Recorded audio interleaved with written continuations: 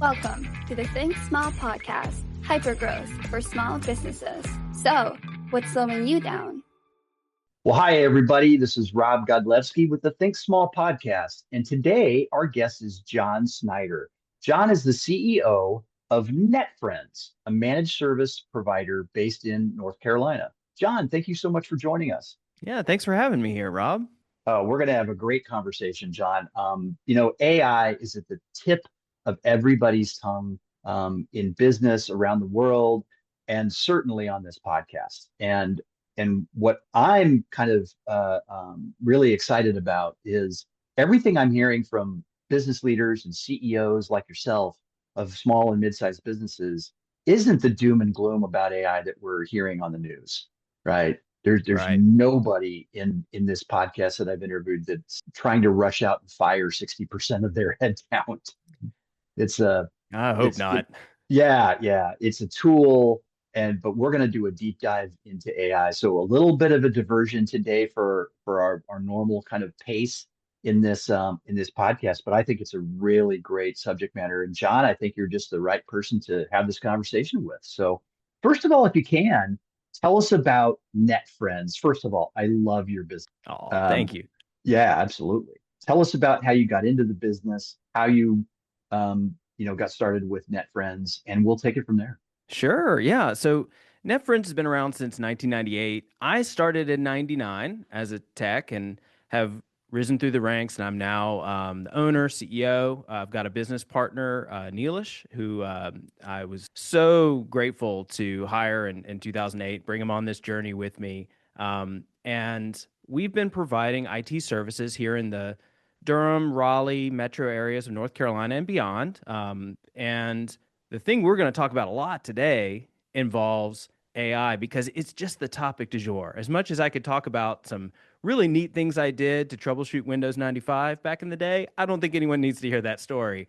Mostly what we need to talk about is the topic of the day, which is AI and where it fits in businesses and technology. And I'm really looking forward to exploring that with you. Great, John. Thank you for that introduction. And so, kind of the first question I want to ask you then is, and this has been brought up by a couple of other guests here at the Think Small podcast, and that is that the business owner or the CEO realized, okay, AI is going to be a critical tool for us to use in the future, but I'm not going to be able to get buy-in and adoption of the various AI tools internally unless I get my leadership team trained Mhm. and using the tools first so they can essentially teach by example to everybody in the organization. So first question is, how are you using AI internally within NetFriends, within the business? Yeah, I mean, we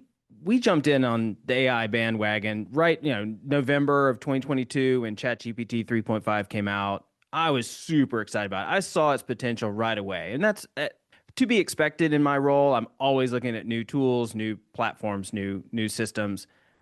So I did get a little jump on it, a little head start from a lot of folks, but I think the leadership teams who may not have touched AI or not touched it very much, you don't need to go super deep. You do not need to understand tokenization and whatever an MCP is and vector store, all that jargon stuff. Forget all that. That's just distraction. You Good, John. shouldn't. That's a big relief because I know I don't want to learn that. no one does. I mean, I'm sorry. It's not interesting to 99.9% of the world. So here's what I want leaders to think about with AI. And this is how NetFriends approached it internally. We realized we needed to start with a policy. Just need to sit down, have a meeting. It's not a laborious thing. And you just need to say, before anyone touches AI, what are we going to allow here? What are we comfortable with? And then once you get that conversation, codify it into a policy. And when I say a policy, it's the kind of thing where it's like, make sure you send an email about it, have a staff meeting, Mhm. communicate what it is and isn't in this business. What are you going to allow?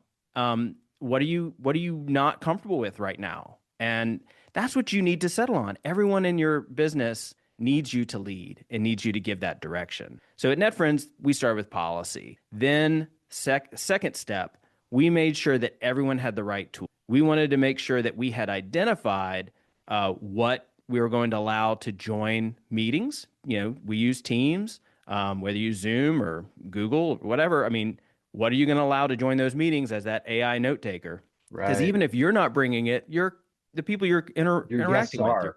they're bringing it. So start there. I mean, that's one we've all encountered in business. Second, I think everyone needs to identify one tool, whether it's Claude for Teams, ChatGPT for business, identify the tool and buy it for everybody. Just it's like 25, $30 a month per person.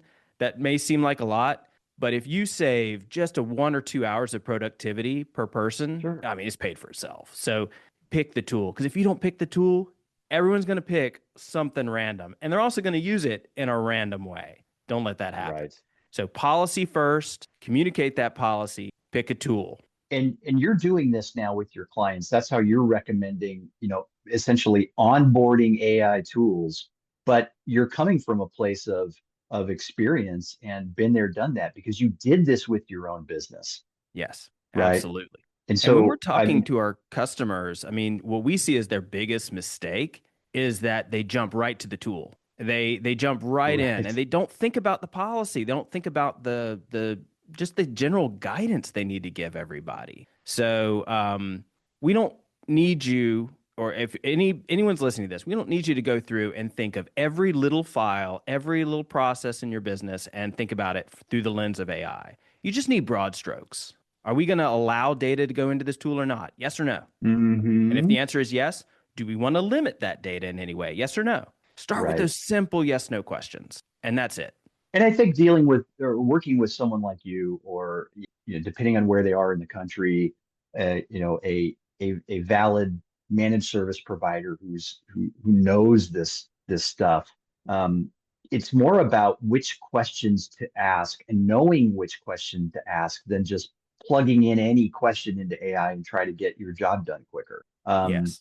I think that's hugely important. And what I'm learning in my business at Chief Outsiders, working with clients who are struggling with this same opportunity, is we need to validate the responses we're getting from any AI tool, right? Right. Um, the second prompt should be, what are your sources for this information? How did you come to this? Did you look at it from this side? What about this scenario? And keep asking and reiterating the questions, not just running with the first response they get, and running to your boss saying you are 50% more efficient. Yeah. The basic rules of business apply to AI like they do to everything else. If you bought a brand new tool, you wouldn't expect it to install itself, set it up perfectly, understanding all of your business and processes and outcomes, and just work with no interaction on your part, no validation or checks. You wouldn't hire somebody who's customer facing, give them zero training or guidance, and just go, be smart, be excellent. Like, we all have to think of every single tool we get, person we hire, et cetera. We have to onboard them. We have to, really stay on top of them, manage them, make sure that they're doing what we expect, that they're absorbing our culture, our way, our systems. And AI can trick you into thinking that it's giving you shortcuts. It doesn't. You do need to prompt it well. You do need to understand what hmm your goals and outcomes are, and you need to understand how, at least in an abstract way, how to get there so that you can give all that information to AI so it has the best chance of success. And then also, whether it's given you what you want and hasn't done some tragic shortcuts. So again, it's just like anything else. If you're going to buy a tool, you're going to hire somebody, you're going to approach them in a certain way with care and caution. You got to do the same thing with AI. Absolutely. So, what do you see are the biggest mistakes? And we kind of touched on a few of them. What are the biggest mistakes you see businesses make in starting their journeys with Yeah, they essentially they get the tool and they skip the foundation. You have to AI? say Right. who's allowed to do what? What data can AI touch or be interacted with by AI? Also, what happens if something goes wrong? So this is why that policy discussion is so important. If you aren't having leadership discussions about it, then what'll happen is when these things come up, and they will, they're going to feel super urgent, and you're also going to feel poorly equipped to know what we're supposed to do about it. So having those policy discussions, giving guidance is just so important from the beginning. So, John, when you say when something bad happens, right? Give me an example of what exactly you mean by that. What are you talking about? Like are you talking about a catastrophic response in the business, or Yeah, a response from a customer, or tell us what you're talking about there? Yeah. So remember, we're in the early days of AI. So we haven't Absolutely. seen some of the true catastrophes that are going to happen. And, when one of these major systems gets hacked, I don't know if you remember, but remember like the credit bureau got hacked, the government got hacked. I mean, like Sure. there are malicious actors that are going to absolutely try to find a way to crack open any of these companies or find a way to worm into a subset of their customers. So you need to think about the fact that a hack is either already underway and has happened or it's going to. And then from a Mhm. catastrophic, I see many catastrophes going on right now, which is someone has accidentally overshared information into any one of the tools, and unwittingly to them, that information was accessible to other people in the organization or accessible to their customer. So it's more of like, think about this as like in the early days of websites, some people accidentally put information up on the website that you didn't intend for the world to see. And Mhm. people, we came across this all the time where we would go into a customer who had a website. This was like way back in the day, but their entire customer list was, for whatever reason, sitting there in a Oh, file wow. on the website. Those accidents happen with new technology that people don't understand. And so what you want to do is you want to approach it with caution. You want to know that your folks know that, hey, all the data over here, don't put financial data into this tool. Right. It may be Don't put tempting, customer data in there. or customer data. Exactly. So, Right. but that comes from leadership. That comes from policy. That comes from you It establishing does. those guardrails. So John, let me change gears a little bit on this discussion. So obviously, when anybody, I think, and correct me if I'm wrong, but when one of your new prospects or customers starts having the discussion about AI in their business and training their people on the proper use of AI, it's usually the basic, LLMs or language learning models.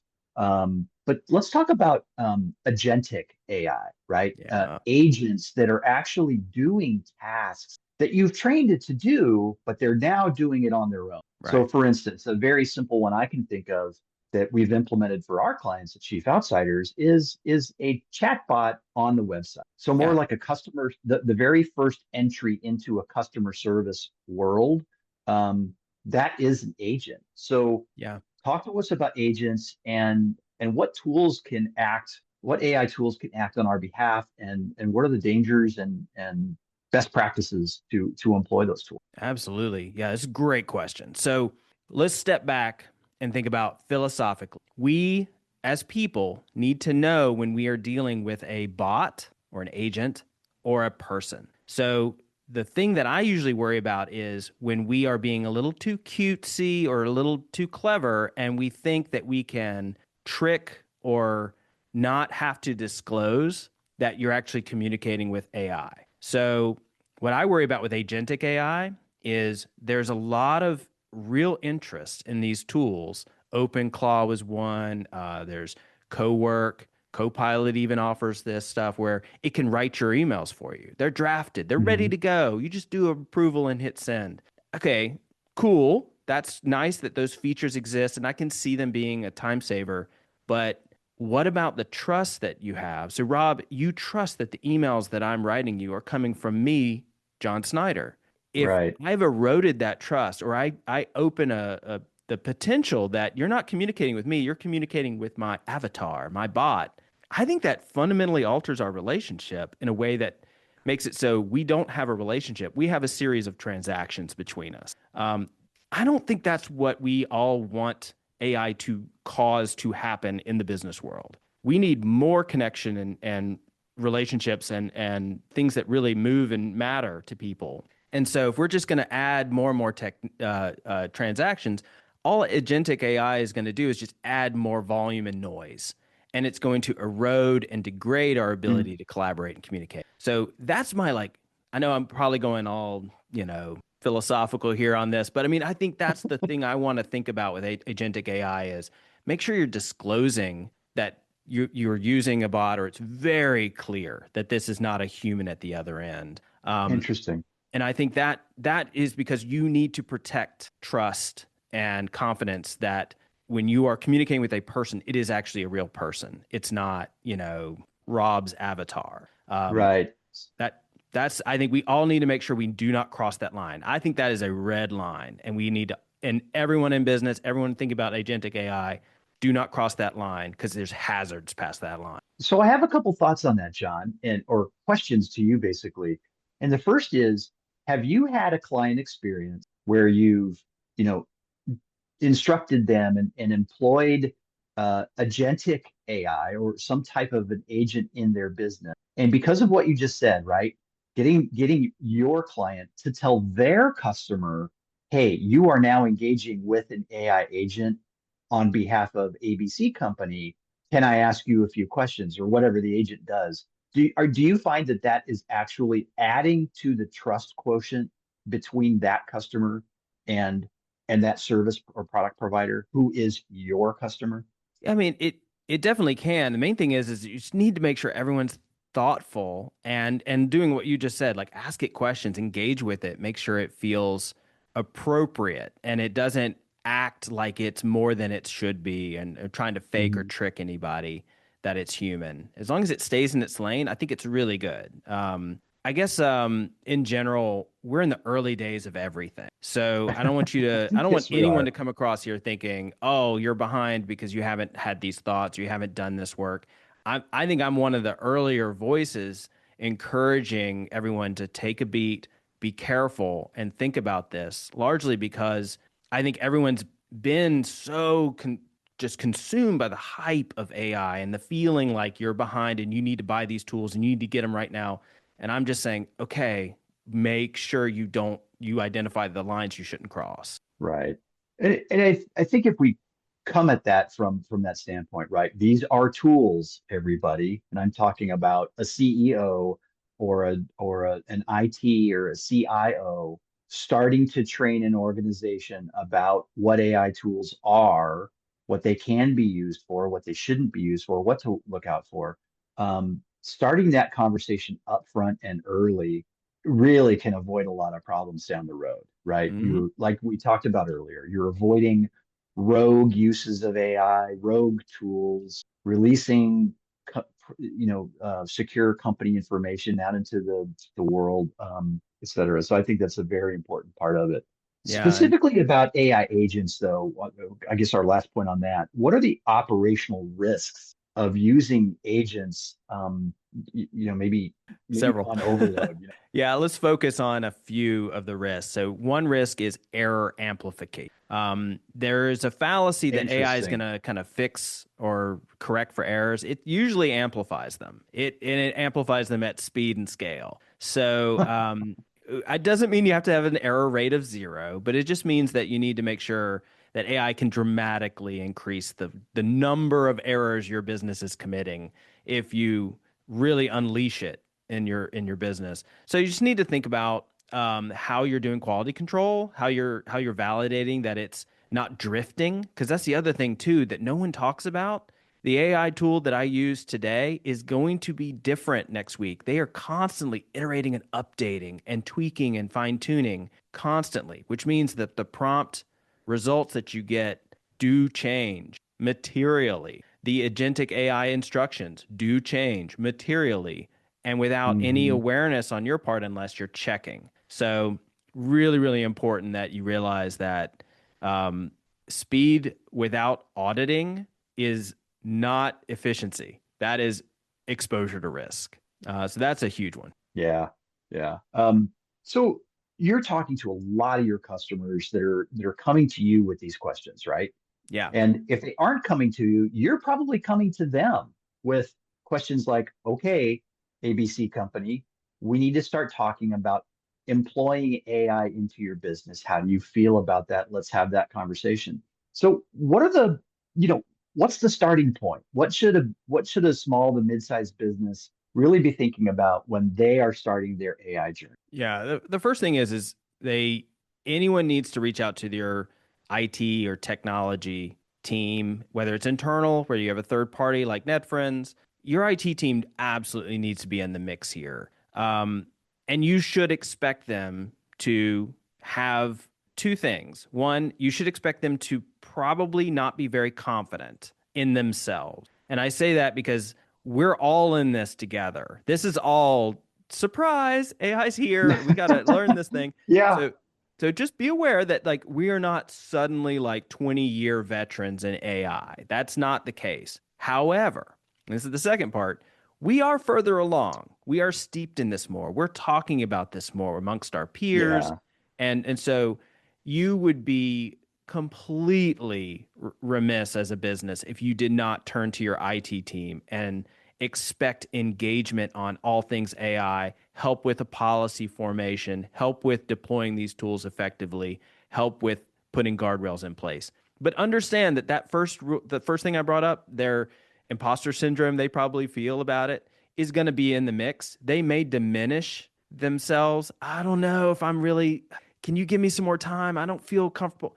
But you got to push through that because they need a seat at the table. If you are making policy decisions about AI and you are not including IT in that discussion, that's crazy. You got to include IT because AI is technology and it will be a big portion of what technology is seen as when people hand wave towards it and say, yeah, we have technology here. They're going to be talking about AI and to some degree in their business. So you got to involve IT. Okay.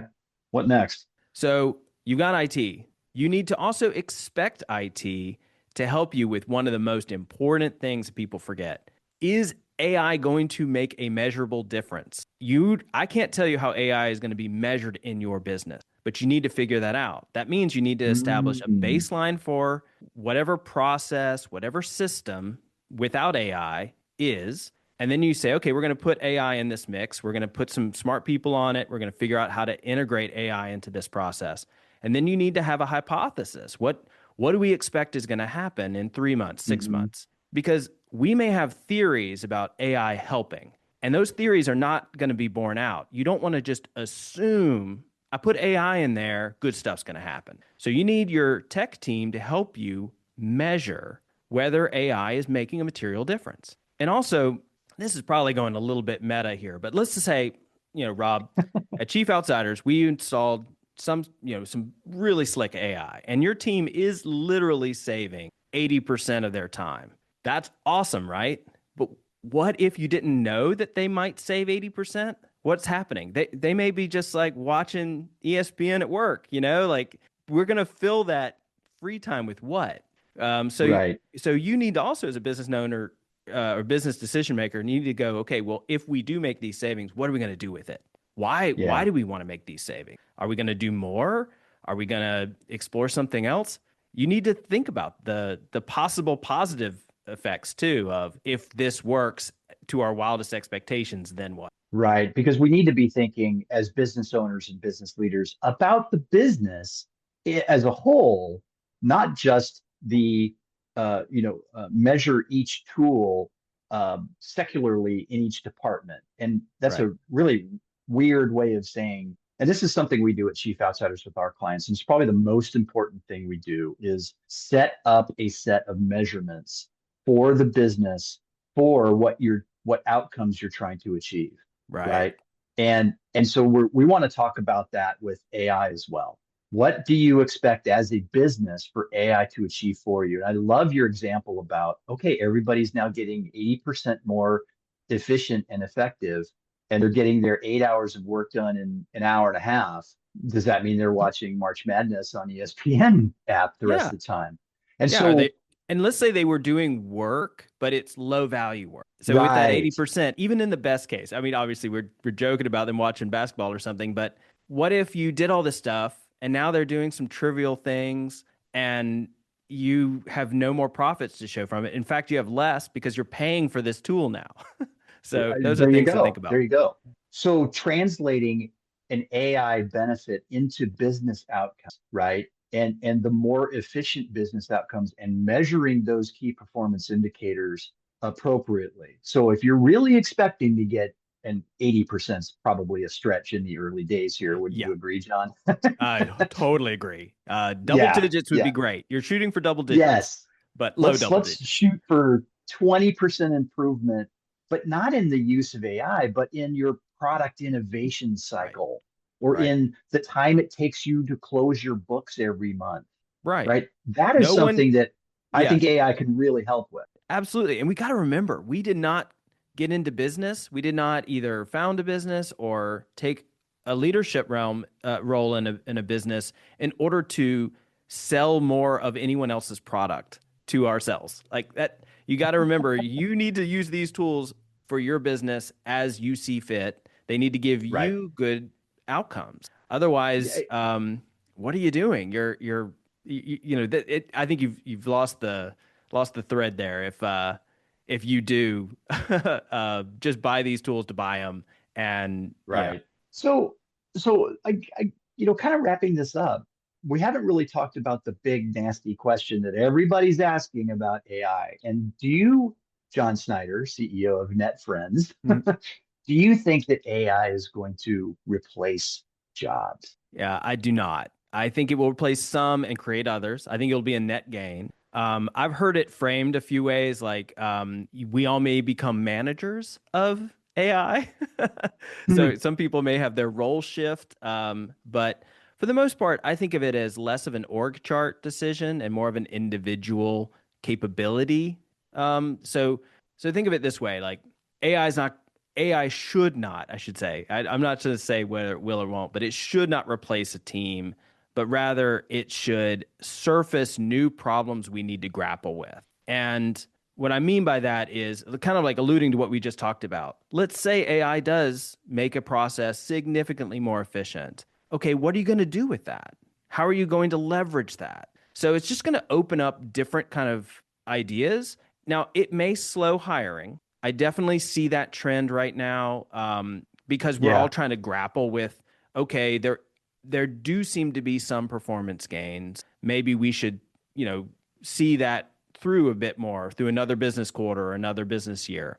But that said, once we start to bring AI more into the business, we're going to have more ideas. We're going to have more capacity to explore new ideas. And you need people to do that.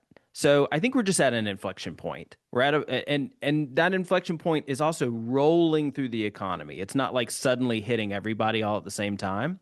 It's just more of like we need to recognize that we could get more done now because this new tool's here. And we just need to make sure that we're calibrating how long we need to enjoy getting additional productivity and profits and when we need to invest in the next thing. When do we, because the next thing's always out there for every business, something that we can grow and evolve and pursue. And so I think that's where the AI is going to have that net benefit. Once we figure out how we're going to leverage it, then you're going to need more people and more capabilities to go pursue that.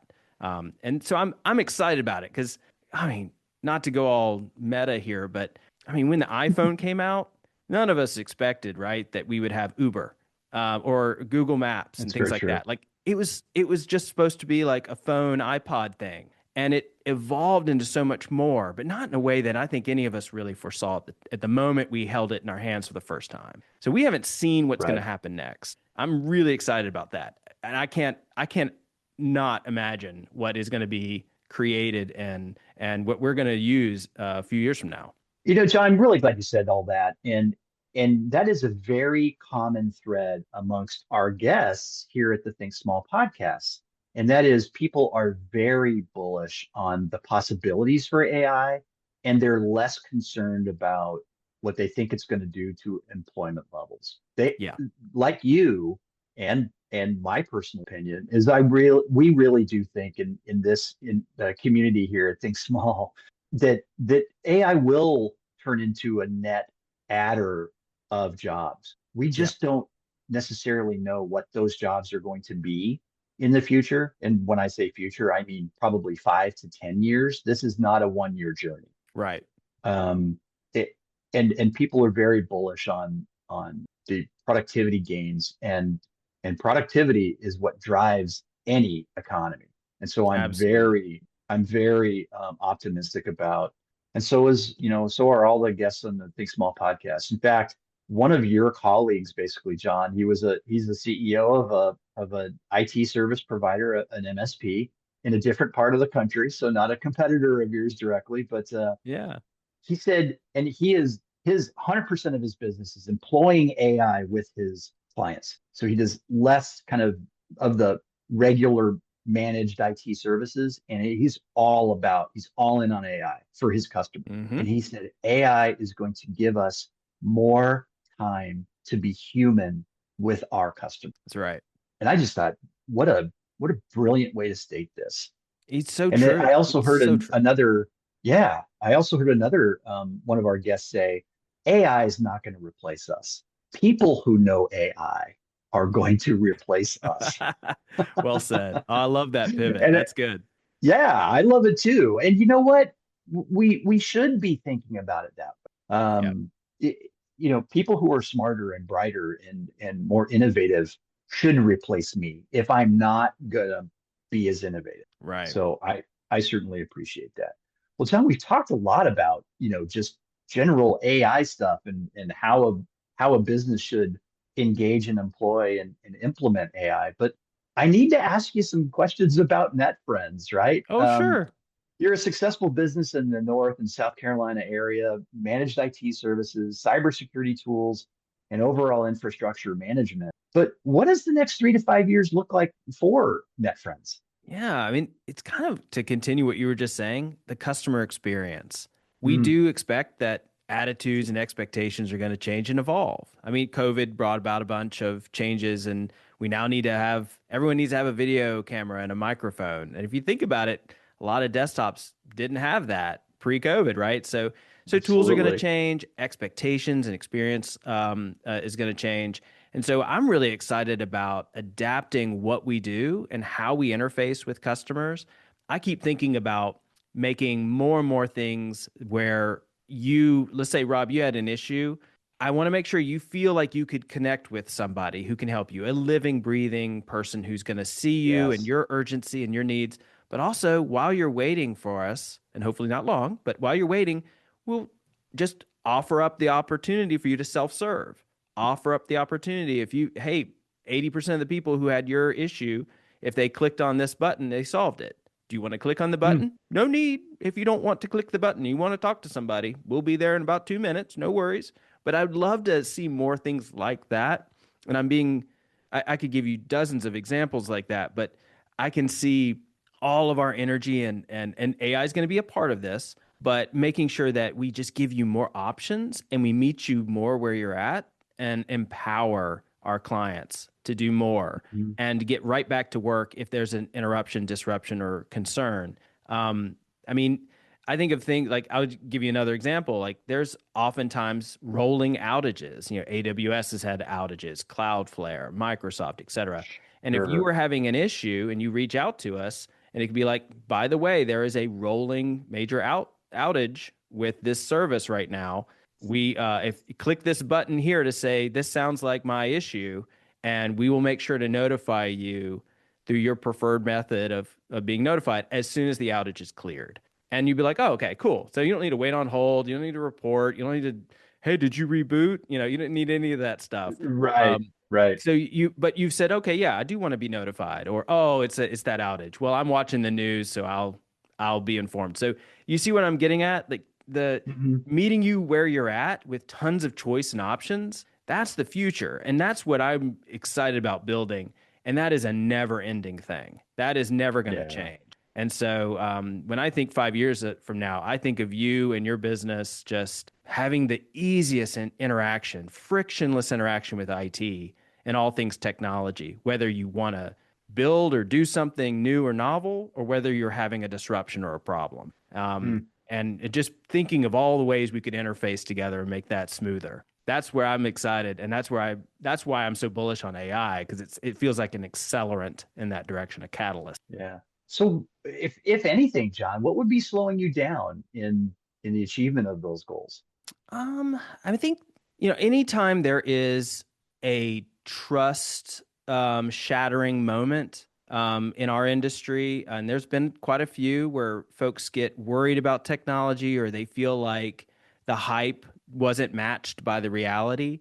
Those make my job a lot harder because I have to spend more airtime addressing concerns and risks and fears and so what I hope is that this whole conversation about AI normalizes and stabilizes a little faster, so it's a little less charged and noisy, and we can just have good business discussions. What are your goals? What are your dreams? What are your aspirations and visions? Let's talk about how we can achieve that together. So, I would like there to be a little less hype, a little less noise. I do feel like we're just surrounded by so much that's distracting our attention and preventing us from focusing. So, I would love to see us be able to focus more. Okay, that's a great response. Well, man, what a great conversation, John. I really appreciate your insights and you are deep into this issue every single day with all of your clients. So it was a very special episode today with the Think Small podcast. Again, this has been John Snyder. He's the CEO of NetFriends, managed security, IT security, and cybersecurity tools in the North and South Carolina region. John, thank you so much for joining us today. Thank you, Rob. Appreciate the opportunity. Welcome to the Think Small podcast, hypergrowth for small businesses. So, what's slowing you down?